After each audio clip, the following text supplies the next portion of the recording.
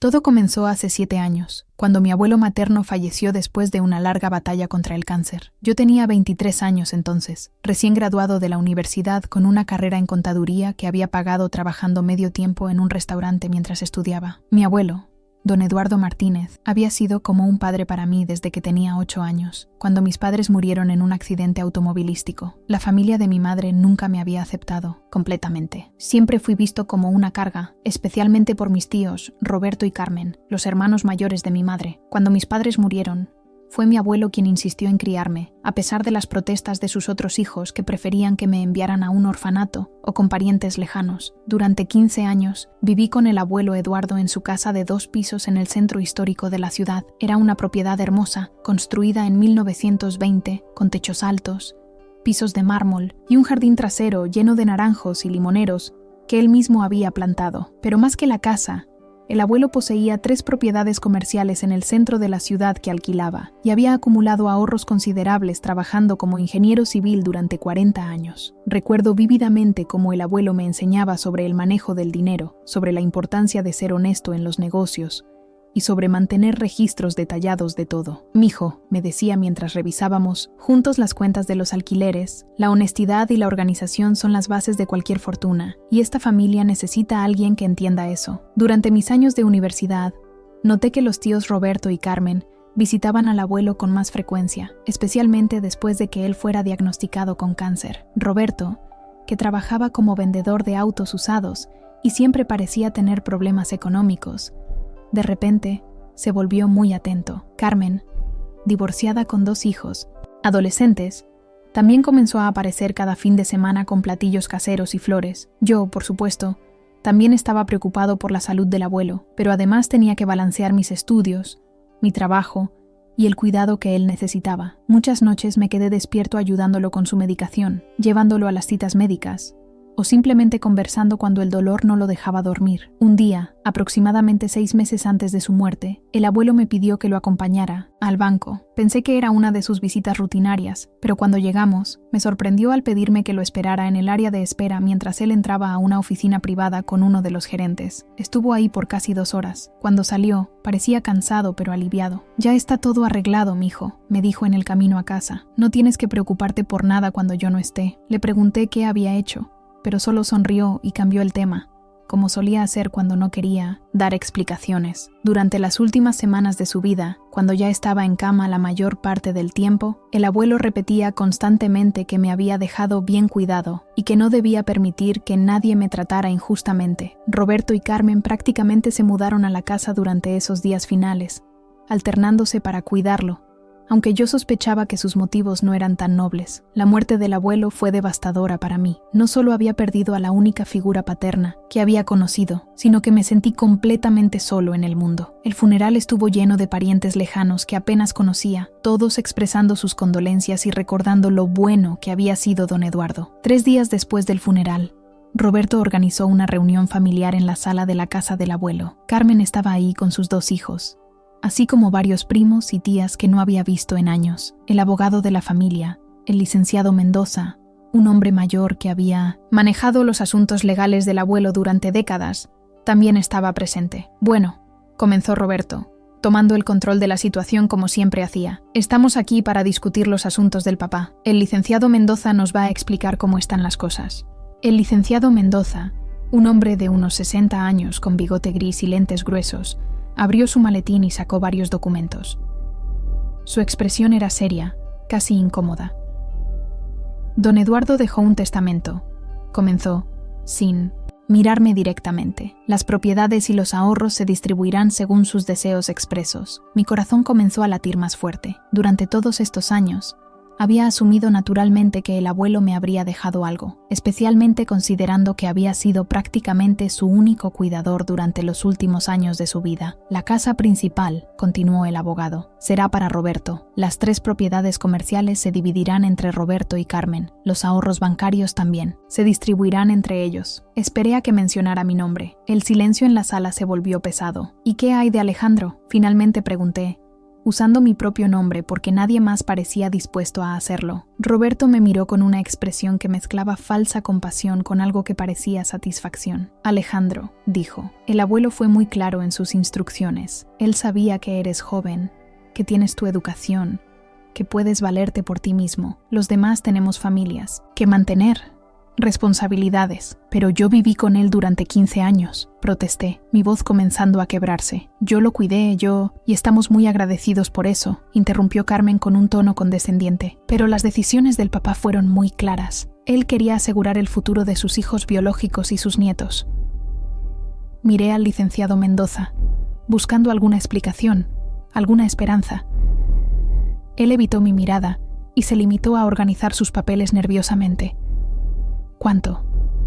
Pregunté directamente. ¿Cuánto me dejó el abuelo? Roberto intercambió una mirada con Carmen antes de responder. La sonrisa en su rostro era cruel. Tu parte es 0, Alejandro. 0. Esas palabras me golpearon como un puñetazo en el estómago. Sentí que el mundo se desplomaba a mi alrededor. Durante 15 años había vivido en esa casa. Había considerado al abuelo como mi verdadero padre. Había sacrificado salidas con amigos para cuidarlo. Había trabajado extra para poder comprarle medicinas, cuando el seguro no las cubría completamente. Eso no puede ser cierto, murmuré. El abuelo siempre me dijo que estaría bien cuidado. Y lo estás, dijo Roberto, poniéndose de pie. Tienes tu título universitario, tienes juventud, tienes salud. Eso es más de lo que muchos pueden decir. Carmen también se levantó, con sus hijos siguiéndola. Alejandro, esperamos que entiendas la situación. El papá tomó la mejor decisión para la familia. ¿La familia?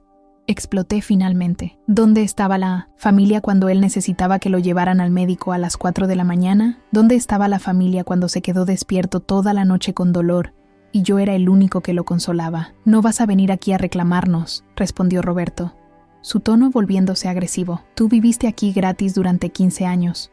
Comiste gratis. Estudiaste sin preocupaciones. Considera eso tu herencia. Los demás familiares comenzaron a salir de la sala, murmurando entre ellos y evitando mirarme. El licenciado Mendoza cerró su maletín rápidamente. Licenciado, le dije, deteniéndolo antes de que pudiera irse. ¿Puedo ver el testamento? Él me miró con incomodidad evidente. El testamento está registrado legalmente. Si tienes dudas sobre su validez, puedes contratar tu propio abogado. ¿Su validez?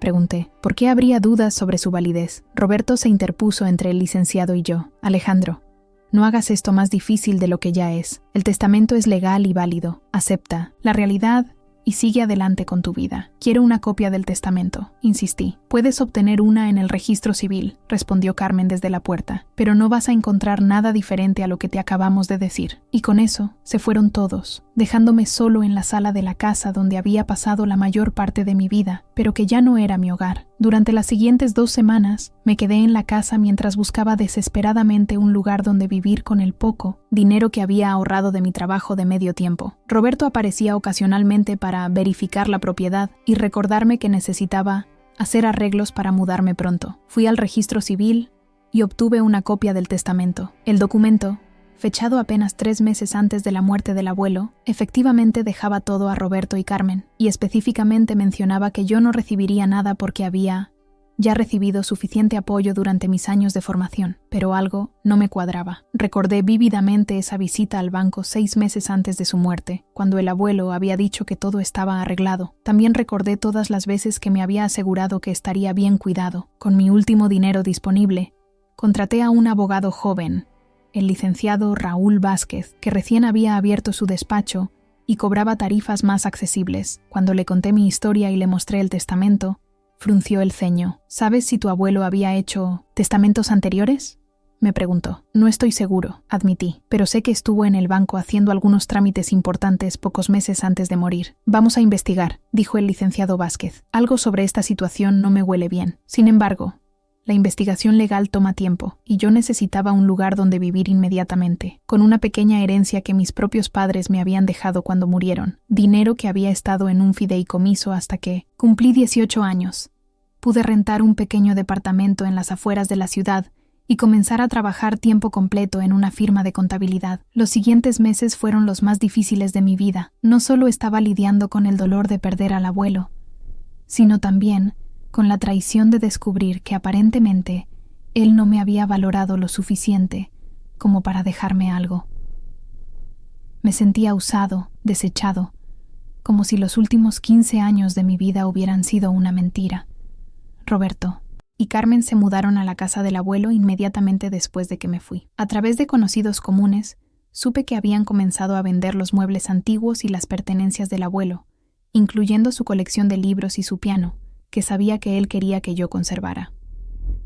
El licenciado Vázquez trabajaba en mi caso cuando tenía tiempo libre de sus otros clientes, pero las investigaciones avanzaban lentamente. Solicitar registros bancarios requería órdenes judiciales, y examinar la validez del testamento implicaba procedimientos complejos y costosos. Un año después de la muerte del abuelo, cuando ya había comenzado a resignarme a la posibilidad de que realmente no me hubiera dejado nada, el licenciado Vázquez me llamó con noticias inesperadas. «Alejandro, encontré algo interesante», me dijo por teléfono. «¿Puedes venir a mi oficina mañana?». Cuando llegué a su despacho al día siguiente, tenía varios documentos extendidos sobre su escritorio. «He estado revisando los registros del licenciado Mendoza», comenzó. «Resulta que hay un testamento anterior, fechado 2 años antes de la muerte de tu abuelo, y en ese testamento, tú eres el beneficiario principal». Mi corazón se detuvo. ¿Qué significa eso? Significa que tu abuelo cambió su testamento 2 veces. La primera vez, hace 2 años, te dejó todo a ti. Luego, 3 meses antes de su muerte, hizo este nuevo testamento que conoces. ¿Pero por qué habría cambiado de opinión? El licenciado Vázquez se inclinó hacia adelante. Esa es la pregunta clave, y creo que la respuesta podría estar en los registros médicos de tu abuelo durante sus últimos meses. Durante las siguientes semanas, comenzamos a investigar más profundamente. Obtuvimos los registros médicos del abuelo, que mostraban que durante sus últimos 3 meses, había estado tomando medicamentos fuertes para el dolor que podían afectar su claridad mental. También descubrimos que Roberto y Carmen habían estado visitando al licenciado Mendoza frecuentemente durante ese periodo. Pero la evidencia más sorprendente llegó cuando logramos acceder a los registros bancarios del abuelo. El día que me había llevado al banco, 6 meses antes de su muerte, había establecido un fideicomiso a mi nombre por una suma considerable, 500,000 pesos, casi todo su dinero líquido. ¿Un fideicomiso?, pregunté confundido. ¿Qué pasó con ese dinero? El licenciado Vázquez tenía una expresión grave. El fideicomiso fue cancelado una semana antes de que se firmara el Nuevo Testamento. Y adivina quién estaba presente cuando se canceló. No necesitaba adivinar. Sabía que había sido Roberto. Sin embargo, teníamos un problema. Aunque toda esta información era sospechosa, no constituía evidencia legal suficiente para impugnar el testamento. Necesitábamos algo más concreto, alguna prueba de coerción o fraude. Fue entonces cuando recordé algo que había olvidado completamente en medio del trauma y la confusión de esos meses. El abuelo tenía una pequeña caja fuerte en su habitación, escondida detrás de una pintura de mi abuela. Durante sus últimas semanas, cuando ya estaba muy débil, me había dado la combinación, por si acaso algo me pasa y necesitas documentos importantes. Nunca había abierto esa caja fuerte. En el caos después de su muerte y mi mudanza forzada, simplemente la había olvidado. Necesito entrar a esa casa, le dije al licenciado Vázquez. No puedes simplemente entrar. Roberto es ahora el propietario legal, pero yo conocía esa casa como la palma de mi mano. Sabía que Roberto y Carmen salían todos los jueves por la noche para su clase de baile, algo que habían comenzado después de mudarse allí, como parte de su nueva vida. Y yo sabía dónde guardaba el abuelo una llave de repuesto. No voy a mentir, lo que hice fue técnicamente ilegal, pero después de un año de sentirme traicionado y despojado injustamente, estaba dispuesto a arriesgarme. Un jueves por la noche, esperé hasta asegurarme de que Roberto y Carmen se habían ido, y luego entré a la casa usando la llave de repuesto que estaba escondida debajo de una maceta en el jardín trasero. Mi corazón latía tan fuerte que estaba seguro de que los vecinos podrían escucharlo. La casa se veía completamente diferente. Habían cambiado los muebles, pintado las paredes y removido casi todas las fotografías familiares que incluían al abuelo y a mí. Era como si hubieran estado tratando de borrar cualquier evidencia de mi existencia allí. Subí las escaleras hacia la habitación del abuelo, que ahora era obviamente el dormitorio principal de Roberto y Carmen. La pintura de mi abuela todavía estaba allí, pero habían movido la cama y reorganizado completamente el espacio. Con manos temblorosas, moví la pintura y encontré la pequeña caja fuerte empotrada en la pared. Marqué la combinación que el abuelo me había dado, la fecha de nacimiento de mi abuela. La caja fuerte se abrió. Adentro había varios documentos,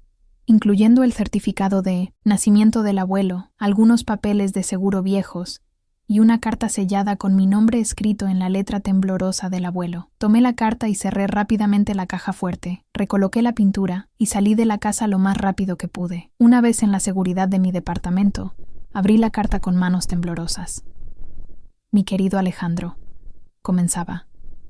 Si estás leyendo esta carta, significa que algo me ha pasado, y espero que hayas recordado dónde guardaba mis documentos importantes. Tengo miedo de que Roberto y Carmen estén tratando de manipularme para cambiar mis planes para ti, y quiero que tengas evidencia de mis verdaderas intenciones. Mis ojos se llenaron de lágrimas mientras continuaba leyendo. Hijo mío, porque eso es lo que eres para mí. Quiero que sepas que durante los últimos meses, Roberto ha estado presionándome constantemente para que cambie mi testamento. Me ha dicho que tú tienes tu educación y tu juventud, que no necesitas mi ayuda, que sus hijos tienen más derecho a mi dinero porque son familia de sangre. Carmen también ha estado participando en esta campaña, trayendo a sus hijos para que me convenzan de que necesitan el dinero para su educación. La carta continuaba explicando cómo Roberto había comenzado a controlar las visitas del licenciado Mendoza, cómo había estado interceptando las llamadas telefónicas del abuelo y cómo había amenazado sutilmente con hacer que mi vida fuera difícil si no cambiaba el testamento. Me están presionando cuando estoy débil y enfermo, escribía el abuelo. A veces,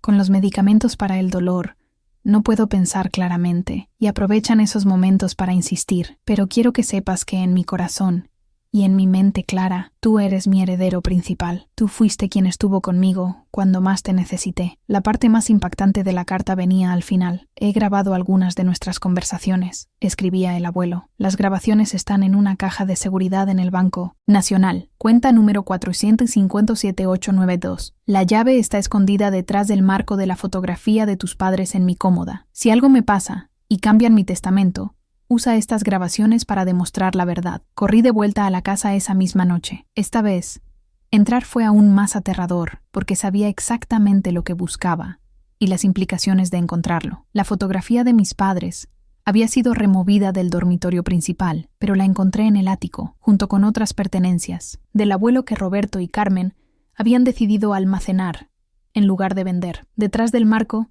exactamente como había descrito la carta, estaba una pequeña llave de caja de seguridad. Al día siguiente, acompañado por el licenciado Vázquez, fui al Banco Nacional. Con la carta del abuelo y la llave, pudimos acceder a la caja de seguridad. Adentro había 3 grabaciones de audio en pequeños dispositivos digitales, junto con copias de documentos bancarios y una segunda carta que detallaba específicamente cómo Roberto lo había manipulado. Cuando escuchamos las grabaciones en la oficina del licenciado Vázquez, no podía creer lo que oía. En la primera grabación, se escuchaba claramente la voz de Roberto. Papá, tienes que pensar en el futuro de la familia real. Alejandro no es realmente tu nieto. Él tiene su título universitario. Puede cuidarse solo. Mis hijos, tus verdaderos nietos, necesitan tu ayuda. La voz del abuelo sonaba débil pero firme. Roberto, ya hemos hablado de esto. Alejandro ha estado conmigo durante 15 años. Él se sacrificó nada, interrumpía Roberto. Él vivió aquí gratis,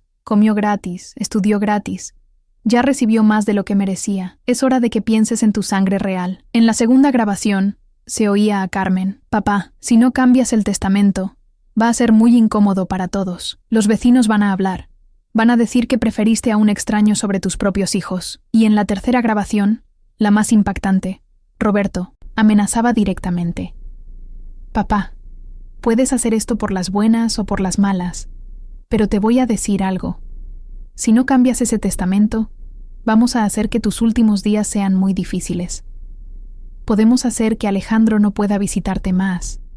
Podemos cambiar tus medicinas. Podemos hacer muchas cosas. La voz del abuelo en esa grabación sonaba aterrorizada. Roberto, por favor, no hagas eso. Alejandro es lo único bueno que me queda. Entonces ya sabes lo que tienes que hacer. El licenciado Vázquez y yo nos miramos en silencio después de escuchar las grabaciones. Teníamos evidencia clara de coerción, intimidación y manipulación de una persona vulnerable. Con esto podemos impugnar el testamento, dijo el licenciado. Pero va a ser una batalla legal larga y costosa. No me importa, respondí. Quiero justicia, no solo por el dinero, sino porque quiero que sepan que no pueden tratar así a las personas. Durante los siguientes 3 años, estuvimos envueltos en una batalla legal intensa. Roberto y Carmen contrataron a un bufete caro y lucharon contra nosotros en cada paso del proceso. Negaron las grabaciones, cuestionaron su autenticidad y presentaron testimonios de familiares que afirmaban que el abuelo había expresado dudas sobre dejarme su herencia. Fue un periodo increíblemente difícil. Mi trabajo como contador me permitía costear los gastos legales, pero apenas. Muchas noches me quedé despierto preguntándome si valía la pena continuar con la lucha. Roberto y Carmen, mientras tanto, estaban viviendo cómodamente en la casa del abuelo y disfrutando de los ingresos de las propiedades de alquiler. Ocasionalmente me los encontraba en la ciudad, y siempre me trataban con una mezcla de desprecio y nerviosismo, pero la evidencia que teníamos era sólida. Los expertos confirmaron que las grabaciones eran auténticas. Los registros médicos mostraban que el abuelo estaba bajo medicación fuerte, que podía afectar su capacidad de decisión durante el periodo cuando cambió el testamento. Y la carta que había dejado en la caja fuerte proporcionaba contexto claro sobre sus verdaderas intenciones. Finalmente, después de 3 años de litigio, el juez dictaminó a nuestro favor. El testamento más reciente fue invalidado y el testamento anterior, donde yo era el beneficiario principal, fue reinstaurado. Pero esa no fue toda la justicia que recibí. El juez también determinó que Roberto y Carmen habían actuado de mala fe al ocultar evidencia y manipular a una persona vulnerable. Los condenó a pagar daños adicionales, incluyendo los costos legales de ambas partes y una compensación por los 3 años de uso indebido de la propiedad. La ironía más grande fue que durante esos 3 años de batalla legal, las propiedades de alquiler habían perdido valor debido al mal manejo de Roberto, y él había usado gran parte del dinero en efectivo original para pagar sus propios abogados. Cuando finalmente recuperé las propiedades y el dinero restante, Roberto y Carmen se encontraron no solo sin la herencia que habían robado, sino también en una situación financiera peor que antes, debido a los costos legales. El día que el juez anunció su decisión final, Roberto y Carmen estaban sentados al otro lado del tribunal con sus abogados, viendo cómo se desmoronaba todo lo que habían construido sobre su traición. Después de que el juez se retiró, Roberto se acercó a mí con una expresión que nunca había visto antes, humildad desesperada mezclada con pánico financiero. «Alejandro», me dijo, su voz temblando, «sé que las cosas se salieron de control. Tal vez podemos llegar a algún acuerdo. No tienes que tomar todo. Podemos compartir las propiedades. Podemos...». Lo interrumpí. Después de 7 años de esta pesadilla, después de años de ser tratado como si no valiera nada, después de años de luchar por algo que debería haber sido mío desde el principio, finalmente tenía el poder. «Roberto», le dije calmadamente, «¿recuerdas lo que me dijiste hace 7 años cuando pregunté cuánto me había dejado el abuelo?» Su cara se puso pálida. Sabía exactamente a qué me refería. «Me dijiste que mi parte era 0», continué. «Ahora yo te digo a ti, tu parte es 0». Carmen, que había estado llorando silenciosamente, se acercó también. «Alejandro, por favor», me suplicó. «Tengo 2 hijos que mantener. No tengo trabajo estable. No tengo dónde vivir si perdemos la casa. ¿Dónde estaba esa consideración hace 7 años? Cuando me echaste de la única casa que había conocido», le respondí. «¿Dónde estaba esa preocupación por la familia cuando manipularon a un hombre enfermo para robar su herencia?» El licenciado Vázquez me tocó el brazo suavemente. «Alejandro, legalmente puedes proceder a tomar posesión inmediata de todas las propiedades. Ellos tienen 30 días para desalojar». Roberto cayó en una silla, con la cabeza entre sus manos. «No tengo dinero para rentar otro lugar. Gastamos todo en los abogados». «Eso no es mi problema», respondí. «Ustedes tomaron la decisión de robar y luchar contra la evidencia durante 3 años, en lugar de admitir lo que habían hecho». Carmen se acercó más, sus ojos rojos de llorar. «Alejandro, éramos familia. El papá nos amaba a todos. Si realmente lo amaban», respondí, «no lo habrían manipulado y amenazado durante sus últimos meses de vida. Si realmente me consideraban familia, no me habrían echado a la calle sin nada». Durante las siguientes semanas, Roberto y Carmen intentaron contactarme múltiples veces. Llamaron por teléfono, enviaron mensajes e incluso aparecieron en mi lugar de trabajo tratando de negociar. Roberto llegó a ofrecerme trabajar para él si le permitía quedarse con una de las propiedades de alquiler. Carmen me prometió que pagaría renta por la casa principal si le permitía quedarse allí con sus hijos. Pero yo había aprendido, durante esos 7 años de lucha, que algunas traiciones son imperdonables. No se trataba solo del dinero o las propiedades. Se trataba del hecho de que habían estado dispuestos a manipular y abusar de un hombre enfermo y moribundo para obtener lo que querían. Se trataba del hecho de que me habían echado de mi hogar sin importarles dónde iba a vivir o cómo iba a sobrevivir. Se trataba del hecho de que habían vendido las pertenencias personales del abuelo, incluyendo cosas que sabían que tenían valor sentimental para mí. Un mes después de la decisión del juez, Tuve que contratar a una compañía de mudanzas para sacar a Mina Tsushintame. Roberto y Carmen de la casa del abuelo habían estado esperando hasta el último minuto, probablemente con la esperanza de que yo cediera a sus súplicas. El día de la mudanza forzada, llegué a supervisar el proceso. La casa se veía descuidada. Habían dejado que el jardín que tanto amaba el abuelo se marchitara, y había daños en las paredes y pisos que tendría que reparar. Roberto estaba cargando sus pertenencias en un camión de mudanza viejo. Cuando me vio, dejó de trabajar y se acercó una última vez. «Alejandro», me dijo, su orgullo finalmente completamente quebrado. «Sé que probablemente me odias, pero te estoy rogando, ten misericordia, no por mí, sino por los niños. Carmen no tiene trabajo. Yo perdí mi empleo por todas las faltas durante el juicio. Estamos desesperados». Lo miré por un largo momento. Parte de mí, una parte muy pequeña, sintió algo parecido a la compasión. Después de todo, había crecido en esa casa, había compartido cenas navideñas con estos tíos, había jugado con los hijos de Carmen cuando éramos niños. Pero entonces recordé la cara del abuelo durante sus últimas semanas, cómo se veía asustado y confundido cuando Roberto y Carmen estaban cerca. Recordé las grabaciones. La voz suplicó, y por primera vez en mi vida vi lágrimas en los ojos de Roberto. «Te pagaré todo de vuelta. Trabajaré para ti gratis.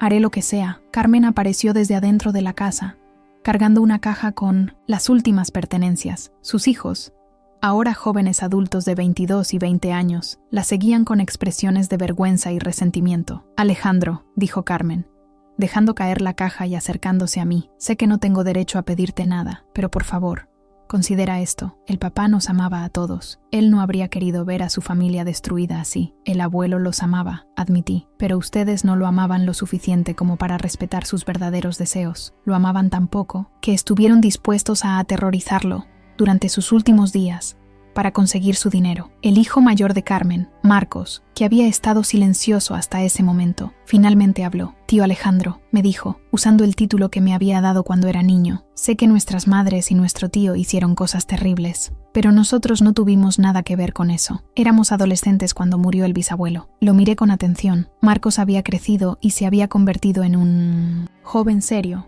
Estudiaba ingeniería en la universidad. Su hermana menor, Ana, estaba terminando la preparatoria. «Tienes razón, Marcos», le dije. «Ustedes no tuvieron la culpa de las decisiones de sus padres, pero tampoco es mi responsabilidad arreglar las consecuencias de esas decisiones». «Pero somos familia», insistió Ana, su voz quebrándose. «¿Eso no significa nada?» «La familia significa apoyo mutuo, honestidad, respeto», respondí. «Sus padres demostraron que para ellos la familia solo significaba una oportunidad de obtener dinero fácil». Roberto se acercó nuevamente, esta vez con una propuesta desesperada. «Mira, Alejandro, sé que no puedo quedarme en la casa principal, lo acepto, pero déjame rentar una de las propiedades comerciales. Te pagaré renta puntualmente, te ayudaré a mantener las otras propiedades. Conozco el negocio de bienes raíces, puedo ser útil». «¿Cómo vas a pagar renta si no tienes trabajo?», pregunté. «Conseguiré trabajo, haré lo que sea necesario». Carmen se unió a su súplica. «Alejandro, podemos firmar contratos, podemos darte garantías, solo necesitamos una oportunidad de demostrar que hemos aprendido de nuestros errores». Los miré a los cuatro, Roberto con su orgullo completamente destrozado, Carmen con sus ojos hinchados de llorar, y sus dos hijos que claramente estaban pagando por los pecados de sus padres. Por un momento, consideré la posibilidad. Después de todo, había recuperado todo lo que me pertenecía legítimamente. El abuelo había sido un hombre compasivo. Tal vez habría querido que yo mostrara misericordia, pero entonces recordé algo más de las grabaciones que no había mencionado en el juicio, porque era demasiado personal. En una de las conversaciones grabadas, Roberto había dicho: «Ese niño ni siquiera es familia real, es solo un huérfano que recogiste de la calle, no le debes nada». Recordé también cómo Carmen había vendido el piano del abuelo, el piano en el que él me había enseñado a tocar canciones de su juventud, apenas una semana después de mudarse a la casa. «No», dije finalmente. «La respuesta es no». Roberto se enderezó, su desesperación transformándose momentáneamente en el viejo resentimiento familiar. «Entonces eres tan cruel como pensábamos», me dijo. «El papá se equivocó contigo. El abuelo no se equivocó conmigo», respondí calmadamente. «Se equivocó confiando en ustedes». Carmen tomó a sus hijos del brazo. «Vámonos», les dijo. «Ya no hay nada más que hacer aquí». Mientras se alejaban hacia su camión de mudanza, Marcos se volteó una última vez. «Tío Alejandro», me gritó, «espero que algún día puedas perdonar, no por ellos, sino por ti mismo. Sus palabras me siguieron mientras entraba a la casa por primera vez en 7 años como su legítimo propietario. El interior estaba en peor condición de lo que había esperado. Los pisos de mármol originales estaban rayados y manchados. Las paredes tenían agujeros donde habían colgado sus propios cuadros. El jardín trasero, donde el abuelo había pasado tantas horas cuidando sus naranjos y limoneros, estaba completamente descuidado. Pero mientras caminaba por los cuartos, también encontré cosas que me sorprendieron. En el ático, Roberto y Carmen habían almacenado muchas de las pertenencias originales del abuelo en lugar de venderlas todas como había pensado. Encontré cajas llenas de fotografías familiares, libros e incluso algunos de mis propios juguetes de la infancia. En una caja marcada "Papeles viejos", encontré algo que me hizo llorar. Un álbum de fotografías que documentaba mi crecimiento desde los 8 años hasta la universidad. El abuelo había guardado fotos de cada cumpleaños, cada graduación escolar, cada logro importante. En la última página del álbum había una fotografía de los dos juntos tomada apenas unos meses antes de su diagnóstico de cáncer. En el reverso, con su letra cuidadosa, había escrito: "Mi nieto querido y yo, él es mi mayor orgullo". Esa noche, dormí por primera vez en 7 años en mi antigua habitación. Había decidido mudarme de vuelta a la casa permanentemente. No solo era mi hogar legítimo, sino que también representaba mi conexión con el abuelo y con los únicos años verdaderamente felices de mi vida. Durante las siguientes semanas, comencé el proceso de restaurar la casa a su estado original. Contraté trabajadores para reparar los pisos y las paredes. Replanté el jardín con la ayuda de un jardinero que había conocido al abuelo, e incluso logré encontrar y recomprar el piano del abuelo de la persona que se lo había comprado a Carmen. Las propiedades comerciales también necesitaban trabajo. Roberto las había mantenido mal, y varios inquilinos se habían quejado de problemas de plomería y electricidad que habían sido ignorados. Invertí gran parte de mi tiempo y dinero en renovarlas adecuadamente. 3 meses después de recuperar las propiedades, recibí una visita inesperada en mi oficina de contabilidad. Era Marcos, el hijo mayor de Carmen. «Tío Alejandro», me dijo, viéndose incómodo pero determinado. «¿Podemos hablar?». Lo invité a sentarse. Se veía diferente, más maduro, más serio de lo que recordaba. «Mi mamá y mi tío Roberto no saben que estoy aquí», comenzó. «De hecho, se enojarían mucho si supieran». «¿Qué necesitas, Marcos?». «Necesito que sepas la verdad sobre lo que pasó durante esos últimos meses del bisabuelo», me dijo, mirándome directamente a los ojos. Yo era joven, pero no era ciego. Mi corazón comenzó a latir más rápido. Vi cómo mi mamá y el tío Roberto lo presionaban, continuó. Los escuché hablando por teléfono sobre cómo convencerlo de cambiar el testamento. Vi cómo empezaron a controlar sus medicinas, cómo no le permitían hablar por teléfono contigo sin que ellos estuvieran presentes. «¿Por qué no dijiste nada en ese momento?», pregunté. «Tenía 17 años», respondió. «Ellos eran mis padres y mi tío. Pensé que sabían lo que estaban haciendo, y honestamente,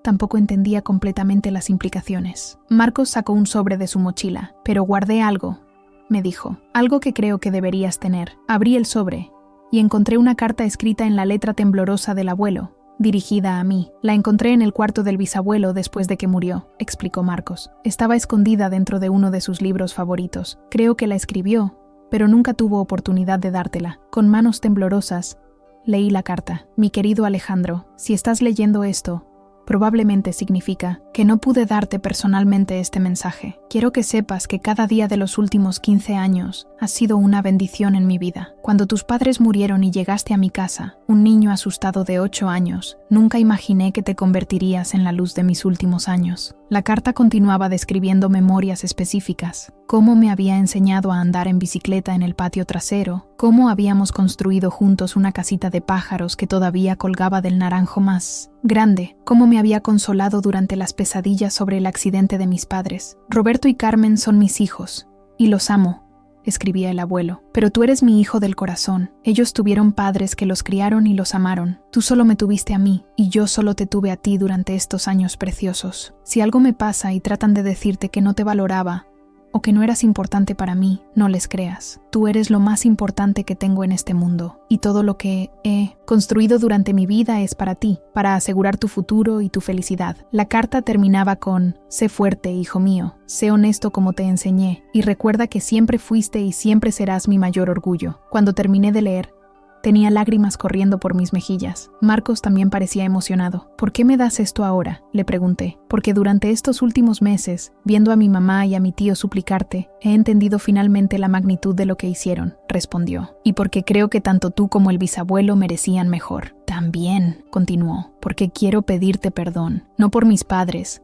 Ellos tienen que hacer eso por sí mismos, sino por mí, por no haber tenido el valor de hablar cuando era más joven, por no haber defendido al bisabuelo cuando lo vi sufriendo. Lo miré con una nueva perspectiva. Marcos había crecido para convertirse en un joven con integridad, a pesar del ejemplo que había visto en casa. Marcos, le dije, tú eras un adolescente en una situación imposible, no te culpo por nada. Pero hay algo más, añadió, algo que necesitas saber sobre mi mamá y el tío Roberto ahora. Me incliné hacia adelante, esperando escuchar más malas noticias. Están en una situación financiera terrible, me dijo. Perdieron todo su dinero en los abogados, como ya sabes. Pero además, el tío Roberto pidió prestado dinero a algunas personas muy peligrosas para pagar parte de los costos legales. ¿Qué tipo de personas? Prestamistas, respondió Marcos, viéndose preocupado. Le deben como 200,000 pesos.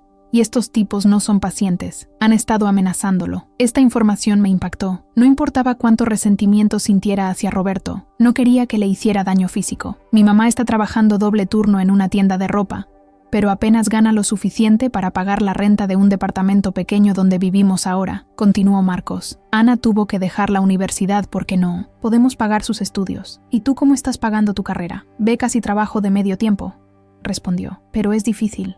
Muy difícil. Marcos se quedó callado por un momento, como si estuviera debatiendo internamente si continuar. Tío Alejandro, me dijo finalmente, no vengo a pedirte dinero o ayuda para ellos. Sé que no tienes ninguna obligación, pero vengo a preguntarte si tal vez podrías darle trabajo a mi mamá en una de tus propiedades, como administradora, limpieza, lo que sea. No sé, Marcos. Sería muy incómodo para todos, lo sé. Pero ella es una buena trabajadora cuando no está actuando por desesperación o codicia. Y creo que si le das una oportunidad de ganarse tu perdón a través del trabajo honesto, tal vez pueda convertirse en una mejor persona. Consideré su petición seriamente. Carmen había hecho cosas terribles, pero Marcos tenía razón sobre una cosa. El castigo había sido severo, y quizás había llegado el momento de considerar si había espacio para la redención. ¿Y Roberto?, pregunté. Marcos negó con la cabeza. El tío Roberto no ha aprendido nada. Todavía culpa a todos los demás por su situación. Dice que tú fuiste vengativo, que el juez fue injusto, que sus abogados fueron incompetentes. No ha aceptado responsabilidad por nada. Pero mi mamá es diferente, continuó. Ella llora todas las noches. Se odia a sí misma por lo que hizo. Ha tratado de escribirte cartas de disculpa como 100 veces, pero siempre las rompe porque dice que no merece tu perdón. Esa imagen de Carmen llorando y odiándose a sí misma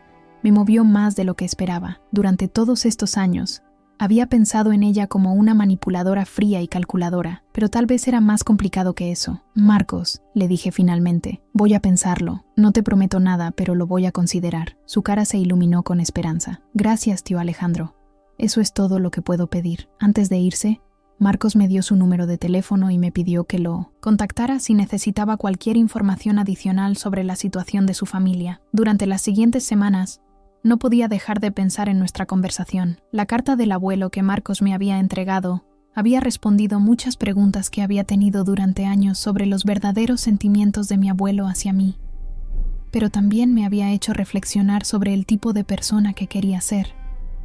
El abuelo había sido un hombre compasivo, incluso con aquellos que lo lastimaron. ¿Qué habría querido que hiciera yo en esta situación? Decidí investigar discretamente la situación actual de Carmen. A través de algunos contactos, confirmé que efectivamente estaba trabajando doble turno en una tienda de ropa del centro comercial, ganando apenas el salario mínimo. También confirmé que Roberto efectivamente había pedido dinero prestado a prestamistas peligrosos y que estaba siendo amenazado regularmente. Un mes después de mi conversación con Marcos, tomé una decisión que sorprendería a muchos, incluyéndome a mí mismo. Contraté a un investigador privado para localizar exactamente dónde vivía Carmen, y luego le pedí a mi secretaria que la llamara para pedirle que viniera a mi oficina. Cuando Carmen llegó al día siguiente, se veía completamente diferente de la mujer que recordaba. Había perdido peso, tenía ojeras profundas, y su ropa, aunque limpia, estaba claramente desgastada. Más que nada, toda su arrogancia anterior había desaparecido completamente. Se sentó frente a mi escritorio con las manos temblorosas. claramente aterrorizada de lo que pudiera decirle. Carmen, comencé, tu hijo Marcos vino a verme hace un mes. Sus ojos se llenaron de pánico. Alejandro, por favor, no castigues a Marcos por eso. Él no me dijo nada sobre visitarte. Si hizo algo malo, no hizo nada malo, la interrumpí. De hecho, hizo algo muy valiente. Le conté sobre nuestra conversación y sobre la carta del abuelo que él me había entregado. Carmen lloraba silenciosamente mientras yo hablaba. Carmen, le dije cuando terminé, quiero hacerte una oferta, pero antes de hacerla, necesito que entiendas algo. Esta no es caridad, y no significa que te he perdonado completamente. Es una oportunidad de que comiences a ganarte la posibilidad de perdón. Ella asintió vigorosamente, sin poder hablar a través de las lágrimas. Te voy a ofrecer trabajo como administradora de una de mis propiedades comerciales. Continué. El salario será justo, pero no generoso. Tendrás que trabajar duro, tendrás que demostrar que eres confiable, y tendrás que aceptar que yo voy a ser tu jefe, no tu sobrino. Sí, murmuró. Sí. Acepto. Lo que sea, también hay condiciones, añadí. Primero, Roberto no puede estar involucrado en esto de ninguna manera. Si descubro que él está tratando de influenciarte o manipularte para obtener información sobre mi negocio, te despediré inmediatamente. Entiendo. Segundo, si vas a trabajar para mí, quiero que seas completamente honesta conmigo sobre todo. No más mentiras, no más manipulaciones, no más secretos. Te prometo, dijo, su voz quebrándose. Alejandro, no puedo decirte cuánto significa esto para mí. Y tercero, continué, quiero que entiendas que esto no borra el pasado. Todavía siento mucho dolor por lo que hicieron el abuelo y por lo que me hicieron a mí, pero estoy dispuesto a darte la oportunidad de demostrar que puedes ser una persona mejor. Carmen se levantó de su silla y, por un momento, pensé que iba a tratar de abrazarme, pero se detuvo, claramente entendiendo que todavía no estábamos en ese punto. No te defraudaré, me dijo. Te lo juro por la memoria del papá. No me jures por la memoria del abuelo, le dije firmemente. Júrame por tus propios hijos, por Marcos y Ana,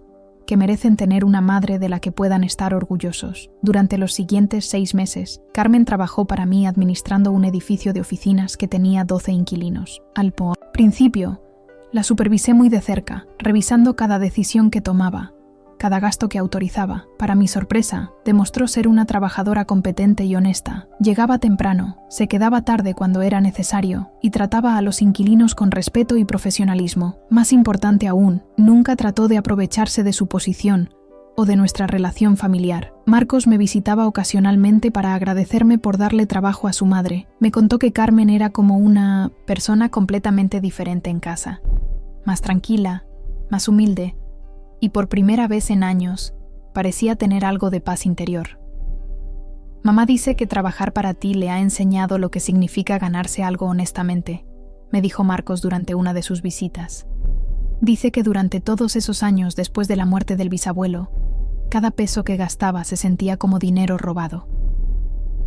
Ana, por su parte, había conseguido un trabajo de medio tiempo y estaba ahorrando para regresar a la universidad el siguiente semestre. Marcos me dijo que ella había expresado el deseo de disculparse conmigo personalmente algún día, pero que tenía miedo de que yo no quisiera verla. Roberto, según Marcos, seguía en una situación terrible. Los prestamistas habían aumentado la presión y él había comenzado a beber en exceso. Carmen había tratado de convencerlo de que me pidiera ayuda, pero él se negaba rotundamente, insistiendo en que prefería morir antes que rogarle a ese niño. Un año después de comenzar a trabajar conmigo, Carmen me pidió hablar en privado después del trabajo. Alejandro, me dijo, sé que no tengo derecho a pedirte nada más, pero estoy muy preocupada por Roberto. ¿Qué pasa con él? Los prestamistas le dieron un ultimátum: o paga todo lo que debe en 2 semanas, o lo van a lastimar seriamente, o tal vez algo peor. Suspiré profundamente. A pesar de todo lo que Roberto me había hecho, la idea de que pudiera ser herido o asesinado por prestamistas me perturbaba. ¿Cuánto debe? 250,000 pesos ahora,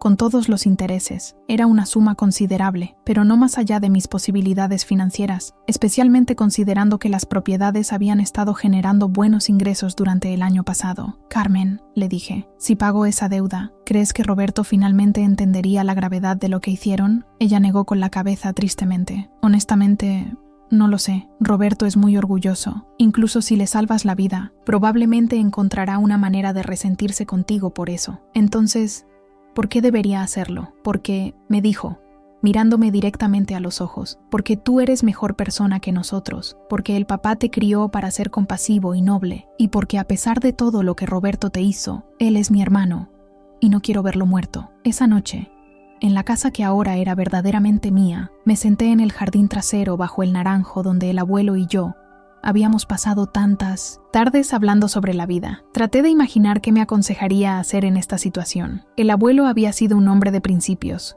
pero también había sido pragmático. Había creído en la justicia, pero también en la misericordia cuando era apropiada. 2 días después, tomé una decisión que probablemente muchos considerarían loca. Contacté directamente a los prestamistas a través de un intermediario y pagué la deuda completa de Roberto, pero incluí una condición. Roberto tenía que presentarse en mi oficina personalmente para firmar un documento reconociendo que yo había pagado su deuda y tenía que escuchar lo que yo tenía que decir. Los prestamistas aceptaron el arreglo y 3 días después, Roberto estaba sentado en mi oficina, viéndose derrotado y resentido al mismo tiempo.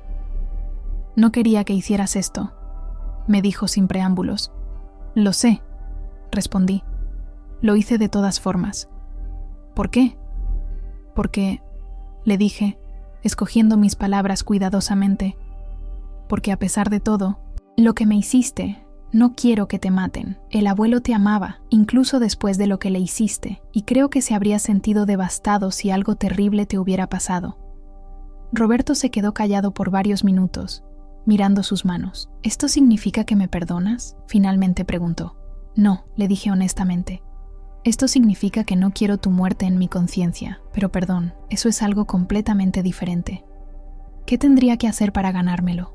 La pregunta me sorprendió. Era la primera vez que Roberto había sugerido que estaba dispuesto a hacer algo para reparar el daño que había causado. «Para empezar», le dije, «tendrías que admitir completamente lo que hiciste, no solo a mí, sino a toda la familia, a todos los que estuvieron involucrados. Tendrías que reconocer que manipulaste y aterrorizaste a un hombre enfermo para robar su herencia». Roberto me miró con una expresión de dolor. «Y tendrías que encontrar una manera de hacer las paces con la memoria del abuelo», continué. «No sé exactamente qué forma tomaría eso, pero tendrías que demostrar que realmente entiendes el daño que le causaste». «¿Y si hago eso?», preguntó. «¿Si admito todo públicamente y encuentro una manera de honrar la memoria del papá?».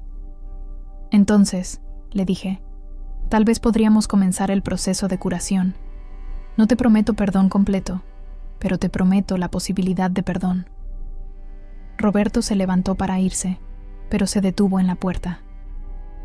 «Alejandro», me dijo sin voltearse, «sé que probablemente no me creas, pero quiero que sepas que me arrepiento, no solo porque las cosas salieron mal para mí, sino porque realmente me arrepiento de haber lastimado al papá». «Si realmente te arrepientes, Roberto», le respondí, «demuéstralo con acciones, no con palabras». 6 meses después de esa conversación, Roberto hizo algo que nadie esperaba, incluyéndome a mí. Organizó una reunión familiar en el salón de eventos de un hotel local e invitó a todos los parientes que habían estado presentes el día que me dijeron que mi parte era 0. También invitó al licenciado Mendoza, quien aceptó asistir a pesar de su evidente incomodidad con toda la situación. Cuando llegué al evento, no sabía qué esperar. Carmen estaba ahí con Marcos y Ana. Varios primos y tías también habían venido, claramente curiosos sobre lo que Roberto tenía que decir. Roberto se levantó frente del grupo y comenzó a hablar. «Hace 8 años», dijo, su voz temblando ligeramente, «cometí uno de los errores más grandes de mi vida. Junto con mi hermana Carmen, manipulé y coaccioné a nuestro padre durante sus últimos meses para que cambiara su testamento». Un murmullo se extendió por la habitación. Muchos de los familiares presentes no conocían los detalles completos de lo que había pasado. «Nuestro padre», continuó Roberto, «había decidido dejar la mayor parte de su herencia a Alejandro, quien había sido como un hijo para él durante 15 años. Pero Carmen y yo decidimos que nosotros teníamos más derecho a ese dinero porque éramos sus hijos biológicos». Roberto procedió a contar la historia completa, cómo habían presionado al abuelo, cómo lo habían amenazado, cómo habían manipulado sus medicinas y controlado sus comunicaciones conmigo. «Lo peor de todo», dijo, las lágrimas comenzando a correr por sus mejillas, «es que aterrorizamos a un hombre enfermo y moribundo, un hombre que nos había amado y cuidado toda la vida. Lo hicimos sufrir durante sus últimos días por codicia pura». El silencio en la habitación era total. «Alejandro luchó durante 7 años para recuperar lo que legítimamente era suyo», continuó Roberto, «y cuando finalmente lo hizo, nosotros le suplicamos misericordia, la misma misericordia que le habíamos negado a él cuando era un joven de 23 años que acababa de perder al único padre que había conocido». Roberto se volteó hacia mí. «Alejandro», me dijo, «sé que no merezco tu perdón, pero quiero que sepas, frente a toda esta familia, que lo que te hice fue cruel, injusto e imperdonable, y quiero que todos aquí sepan que tú eres un hombre mejor de lo que nosotros jamás fuimos. Luego anunció algo que me dejó completamente sorprendido. Por eso, dijo, he decidido hacer algo para tratar de honrar la memoria de nuestro padre y mostrar mi arrepentimiento a Alejandro. Roberto sacó un sobre grande de su chaqueta. Durante los últimos 6 meses, he estado trabajando 2 empleos y viviendo con lo mínimo indispensable, explicó. He ahorrado cada peso que pude y también vendí todo lo que tenía de valor. Me entregó el sobre. Esto no es suficiente para reparar el daño que causé, me dijo, pero son 50,000 pesos. Quiero que los uses para crear una beca universitaria en memoria de nuestro padre, para estudiantes huérfanos que necesiten ayuda para su educación. Abrí el sobre y efectivamente contenía 50,000 pesos en efectivo. Roberto, le dije genuinamente conmovido, esto es inesperado. Hay más, continuó. He hablado con el licenciado Mendoza y él ha aceptado redactar los documentos necesarios para establecer la beca de manera oficial. También he conseguido el compromiso de varios comerciantes locales para contribuir anualmente al fondo. El licenciado Mendoza se levantó para confirmar lo que Roberto había dicho. Es cierto, dijo el viejo abogado, quien claramente se había sentido culpable durante todos estos años por su papel en el encubrimiento. Roberto ha estado trabajando incansablemente durante meses para organizar esto. Miré a Roberto con nuevos ojos. Por primera vez en 8 años, veía algo de la persona que había sido antes de que la codicia lo corrompiera. Carmen también se levantó. Yo también quiero contribuir, anunció. He ahorrado parte de mi salario durante este último año trabajando para Alejandro. No es mucho, pero quiero que vaya hacia la beca también. Una por una, varias personas en la habitación comenzaron a levantarse, ofreciendo sus propias contribuciones para el fondo de becas en memoria del abuelo. Cuando la reunión terminó, Roberto se acercó a mí una última vez. Sé que esto no borra lo que hice, me dijo, pero espero que sea un comienzo. Lo miré por un largo momento. El hombre frente a mí ya no era el mismo que me había dicho hace 7 años que mi parte era 0. El orgullo había sido reemplazado por humildad genuina, la arrogancia por remordimiento real. Roberto, le dije finalmente, Esto significa mucho. No solo por el dinero, sino porque finalmente entiendes lo que realmente perdimos todos cuando decidiste poner la codicia antes que la familia. Extendí mi mano hacia él. No puedo prometerte que las cosas vuelvan a ser como antes, le dije mientras nos dábamos la mano, pero puedo prometerte que estoy dispuesto a intentar reconstruir algo nuevo. Por primera vez en 8 años, Roberto sonrió genuinamente. Eso es más de lo que merezco, respondió. 6 meses después, inauguramos oficialmente la beca Eduardo Martínez para estudiantes huérfanos. En una ceremonia en la universidad local, el fondo había crecido considerablemente gracias a las contribuciones de la comunidad y ya había beneficiado a 5 estudiantes en su primer año. Durante la ceremonia, hablé sobre mi abuelo y sobre cómo él había creído en darle oportunidades a los jóvenes que las necesitaban. No mencioné los detalles de nuestra batalla familiar, pero sí hablé sobre cómo el amor y la perseverancia pueden triunfar sobre la adversidad. Roberto y Carmen estaban en la audiencia, junto con Marcos y Ana. Marcos había sido uno de los primeros beneficiarios de la beca, lo que le había permitido continuar sus estudios de ingeniería, sin preocupaciones financieras. Después de la ceremonia, mientras caminaba de vuelta a mi auto, Carmen se acercó a mí. Alejandro, me dijo, nunca podré agradecerte lo suficiente por darme la oportunidad de demostrar que podía ser mejor. Carmen, le respondí, tú hiciste el trabajo, tú cambiaste, pero tú me diste la oportunidad cuando no tenías ninguna razón para hacerlo. La miré y vi no a la mujer que había conspirado para robarme mi herencia, sino a alguien que había encontrado una manera de vivir con dignidad después de cometer errores terribles. El abuelo siempre creyó en segundas oportunidades, le dije. Supongo que aprendí eso de él. Esa noche, me senté en el jardín trasero de la casa que ahora era verdaderamente mía, bajo el naranjo que el abuelo había plantado décadas atrás. Las frutas estaban maduras y dulces, tal como él las había diseñado para que fueran. Pensé en todo lo que había pasado durante estos 8 años, la traición inicial, la lucha legal, la amargura y finalmente la posibilidad de reconciliación y perdón. Había comenzado esta historia como un joven de 23 años a quien le dijeron que su parte era 0. Ahora, a los 31, había recuperado no solo mi herencia material, sino algo mucho más valioso, la certeza de que el amor verdadero, el amor que el abuelo me había dado, no puede ser robado ni destruido por la codicia o la traición. Y tal vez, más importante aún, había aprendido que la justicia no siempre requiere venganza y que el perdón cuando es genuinamente ganado, puede ser más poderoso que el resentimiento. Roberto y Carmen